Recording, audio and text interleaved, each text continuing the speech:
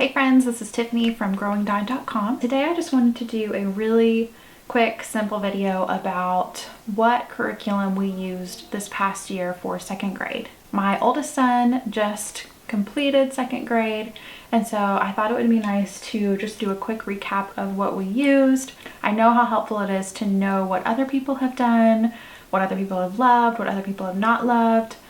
I know what it's like to feel like you are scouring the internet for every piece of information you can about what curriculum to use for your second grader this year. So I hope this is helpful if that sounds like you. I've been there.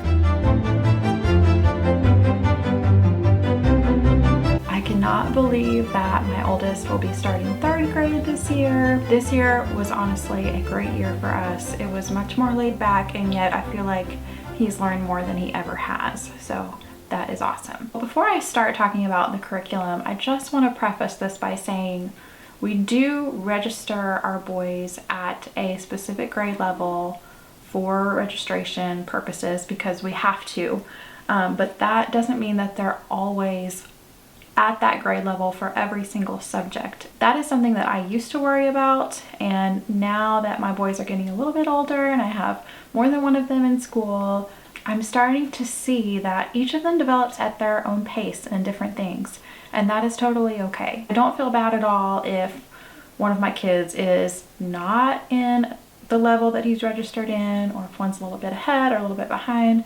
It really doesn't matter. All of our kids are different, and we're all just doing the best that we can for each one of them. That is the beauty of homeschooling, is you don't have to stick with a particular level for every single subject. You are allowed to pick and choose and figure out what works best for you and your kid. So just to give kind of an overview of our homeschool year, like I said before, this past year was super simple. I kept it simple because my second started kindergarten this year, and so this was actually my first year fully teaching two kids at once. So thankfully my second grader was already reading really well before we started this year, and so he is able to do a lot independently. But still, I really needed to simplify and not be so worried about doing every individual subject with both kids. That can just get really overwhelming. When I first started schooling my oldest, I had this idea in my mind that I had to be using a book for every single subject, including science and history and all of that stuff. But looking back, now I realize that that is really not necessary at all, especially for my oldest son, who has always loved to read. And I know this isn't the case for every kid, but he reads so much on his own about that kind of stuff that I really didn't feel the need to choose a science or history curriculum. And even if your child is in second grade and not reading yet, think about all of the other things that you do outside of just sitting at a table or on the couch working out of a workbook. You can do science outside. You can do history just by watching some simple videos or reading a living book. You don't have to have a curriculum for those subjects, especially during these younger years. Now, if you do want to have a curriculum, that's fine. But I'm just saying, we didn't. So as I'm doing my curriculum review, keep that in mind. That is why I am not reviewing any science or history or any other subjects. I do think that curriculum is important, especially when we're talking about the 3 R's, reading, writing, and arithmetic. And those are the things that we really focused on this year. I'm not saying that you have to have a curriculum for these things, but for me personally, it really helps me stay on track. It keeps me accountable to do something specific each day, if that makes sense. So that's why we do still use textbooks for those subjects, for language arts and for math. So let's start with language arts. This is the second year in a row that we have used The Good and the Beautiful as our language arts curriculum. And this is the curriculum that I also use for my kindergartner and my preschooler as well. One reason I really like this curriculum is because I am a very open and go type of person, and I feel like this curriculum really fits that. I don't have to have a lot of manipulatives or preps ahead of time, although there are some lessons where you have to have something. It's usually things that we already have laying around our house, so it's really not a big deal at all. I also love the checklist style. Here, let me just show you. Let me just give you a little look inside of this. Let's see. We are actually about halfway through the level 2 right now, and I'll explain that here in a minute. So I really like the checklist style of this curriculum. It really helps my child feel like he is accomplishing something as he works through the lesson. It's very easy to read, it's very simply laid out, and yet there's very beautiful pictures. It's colorful, it's engaging, it's simple and beautiful. I love that it encompasses not just reading and writing, but also spelling and poetry and art appreciation and more. It is a Christian curriculum. There are a lot of very good principles that are taught as well. So my son actually finished level 1 before we took a winter break, and we started level 2 in January. I will say that I feel like the levels are slightly ahead of the grade levels, and I've heard that from other people too. Really, like the level 2 is probably more appropriate for like late 2nd grade, early 3rd grade, and that's kind of looking like the track that we're going to be on.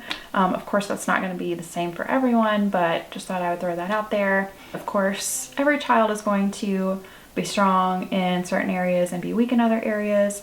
As far as my son, he is a very strong reader, so the reading aspect of this we were able to really breeze through. But the grammar and writing things were definitely more challenging for him, so we spent more time on that. The biggest difference I noticed between levels 1 and 2 of The Good and the Beautiful is the amount of independent practice that there was at the end of each lesson. So some days for the independent practice, it's mostly writing, some days it's mostly reading, and there's usually a little bit of spelling thrown in there. But there's usually always a full page of independent practice for the child to complete. There have been a few times where it has felt tedious, and I think it's because, you know, usually there's a full part of the lesson that I go through with him, and then he has a page of independent practice to do as well. And so there have been times where that has felt a little bit tedious. It's not that it's hard, it's just sometimes a lot to do in one day. Because of that, there are some exercises here and there that I let him skip, but the only time that I did that is when I knew it was something that he had already pretty much mastered. So you can see that this is the beginning of a lesson. So the lesson consists of a mixture of reading to your child, explaining things, having them memorize, having them read words, having them spell words, other activities that you do alongside your child. And then the last part of the lesson is independent practice, which they are supposed to do on their own.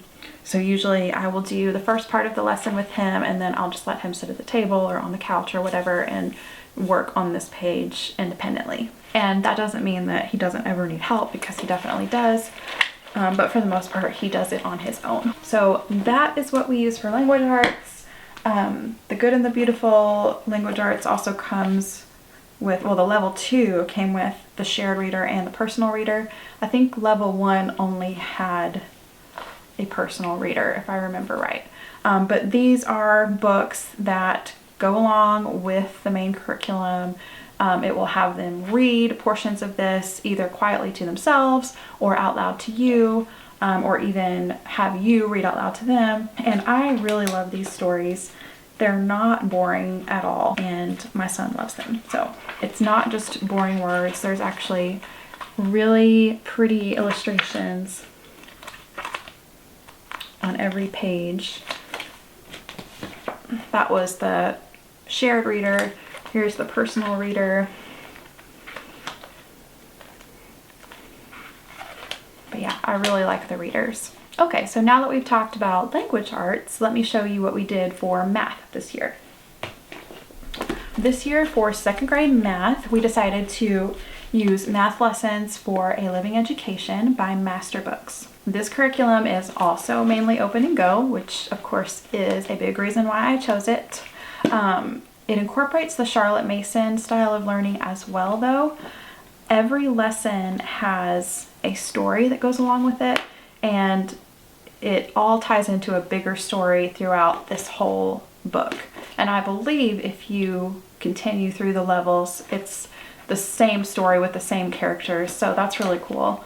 If your child is not into dry facts and really likes to listen to stories, this would probably be a great curriculum for them. Now for us, my son did enjoy the story aspect of it. I don't think he necessarily needed it, but it didn't detract at all from anything. So we got through the entire book and I feel like he learned a lot. This year he learned carrying, borrowing. He's gotten much stronger at money counting and interpreting graphs, telling time. So there's a lot covered here. But it's done in a way that's not overwhelming at all. Every exercise is actually pretty short. So the way it's broken up is there's a lesson to do every week. At the beginning of each lesson, there is a story excerpt to read. They can read it themselves. I had my son read it himself because he can, but you could read it to them. And then there is an exercise to do each day. And usually it's just 1 page. Sometimes it's 2 pages. There might be a 3-pager thrown in here and there, but for the most part, it's just 1 page. It was definitely not overwhelming at all, and that's one thing I like about it. Now, I told you guys before, I really am not a huge fan of manipulatives. I know, like, a lot of people love them, but it's just too much brain power and extra effort for me with everything else that we have going on in life. So there were some exercises in here that I skipped that required certain manipulatives, but it was fine. It didn't detract from his learning at all. And the good thing about this one is it does have some charts and manipulatives back in the back of the book. If you do plan on using those, I would recommend getting a laminator, because if you just tear them out, then it's really easy for them to get lost and shredded up, especially if you have littler kids and toddlers like me. I would say the biggest pro to this curriculum is the short exercises. It's pretty much open and go and very easy to complete. I feel like it is a great confidence booster if they are struggling in math or they don't really like math. There's also a lot of repetition and review, so it is very thorough. It's definitely a mastery-based curriculum, which I really appreciate. Now, the biggest con for us was the amount of busy work, and not everyone would see it as busy work, but like I said, there was a lot of repetition that I personally didn't feel like was completely necessary for my son. I know that some kids totally need that, and he did need that in some areas, but there's also quite a bit of copy work. Let me see if I can find some. Here's one. We didn't even do it all, but like copying numbers, there's a lot of that in the book, which I can see the benefit of it, and I did make him do most of it. But for the most part, I didn't really feel like it was super beneficial, mainly because he already knows how to count, and it's just a lot of extra writing when he already has plenty of writing that he needs to do for language arts. That was really it. I would use this curriculum again. I don't know for sure if we will be this year. I'm still in the process of deciding what we're going to do, but I would recommend it, especially if your child needs a confidence booster, if they really like listening to stories and they have a hard time with just dry facts. This is a great option, and it's very easy to just open and go. So really those are the main curriculums we used. We used a few other books here and there. One thing that we used some, especially at the beginning of the year, was The Good and the Beautiful Handwriting. This is the level 1. We really haven't used it in a while, but when Liam was doing level 1 language arts, I threw this in because I felt like he wasn't quite getting enough handwriting practice and he really needed handwriting practice. So I would have him do a page of this most days. We haven't finished the whole book, but this is how it's laid out. It's really simple. It's just usually a mix of different letters and numbers for them to trace and copy. Then sometimes there's a space for them to color or draw something. course, I made that optional, but it is something kind of fun to throw in if the handwriting seems a little bit tedious. So like I said, when it comes to other subjects, we were very relaxed this year and just read books about whatever it was we were interested in. But one book that we really enjoyed in particular was this devotional. It's called Indescribable, and this was so much fun because they learned a lot of really interesting science facts. I learned a lot of interesting science facts. It really instilled a sense of awe and wonder in them when it comes to God's creation, and that is what I love about this. I highly recommend this, both as an impactful devotional but also as a science supplement as well. This is a book that my sister actually gifted us, and all of my kids have used it, but you can find it on Amazon if you're interested. I will link it down below. It is Teach Your Child to Read, Write, and Spell with 100 Easy Bible Verses. I really like the way this is laid out. It's got really nice designs, but it's very simple. It just gives a verse for you to read, and then a place for the child to copy, and a place for them to write their favorite words and maybe draw a picture. So that is pretty much what we used for 2nd grade.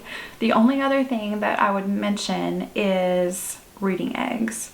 Reading Eggs is a app that can be downloaded on phone or tablet. We have used it ever since Liam, my oldest, started kindergarten basically, and it is basically what he learned to read on. It helped him so much, and we still use it now. That is something that we do pay a yearly subscription for and that we use regularly. Actually, my kids are doing it right now as I record this video. They love it, and I have seen fruit of them learning from it, especially during the summer or during seasons where we're really busy.